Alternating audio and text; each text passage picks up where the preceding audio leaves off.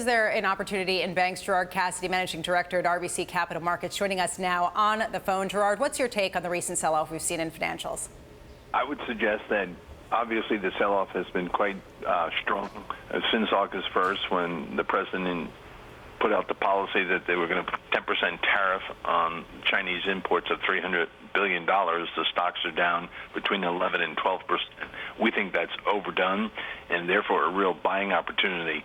That has also led to this flattening in the yield curve, or inversion, depending on which curve you look at, which certainly is on the banks. But we have to remember, as you were just talking about, if we're going to see some Fed fund rate cuts, that's going to be beneficial to the banks in the fourth quarter of this year, especially as they start to lower deposit costs. So the banks will get some benefit there. But I think the yield curve is the main driver here, and it's so hard to predict where the yield curve will be in 3 months or 6 months. So investors could get caught chasing their tails if they all bail out at this time, in our opinion. Yeah, Gerard, I'm old enough to remember when you could actually get a little bit for your savings from the bank with the deposit fees. I'm just wondering, where do you see the biggest opportunities? Which banks right now are presenting the greatest value? I think there are a couple of areas. One, you can go with the banks with the diversified revenue area. As you know, banks generate revenue from either lending spreads or from fees. So banks with the higher fee revenues are ones that should be less impacted by the yield curve. So that would be JP Morgan, Bank of America in a money center space. In the regional space, investors should look at PNC, U.S. Bancorp, KeyCorp, all examples of companies that over 40% of their revenues come from fees.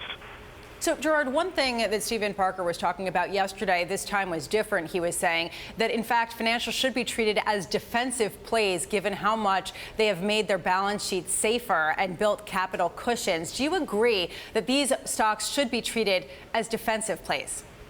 I think that is accurate. If you go back to 2001 and 2002 in the dot-com bubble, the bank stocks outperformed the general markets in that sell-off because they were considered defensive plays. Today, because of the crisis of 08-09, the banking industry is very strong.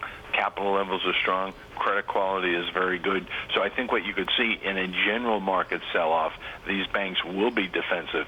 But right now, because of the flattening of the curve affects them more than tech, obviously that's not the case today. So as we look at the majors there, we can see Goldman Sachs lagging behind JP Morgan, Citigroup, and Bank of America. I find that interesting, and I have to wonder whether you think that Goldman Sachs and Morgan Stanley, which focus more on the broker-dealer side of things, Morgan Stanley has been diversifying away from that, whether they're going to be included in the good times that you predict ahead and sort of the defensive play, given their focus on capital markets.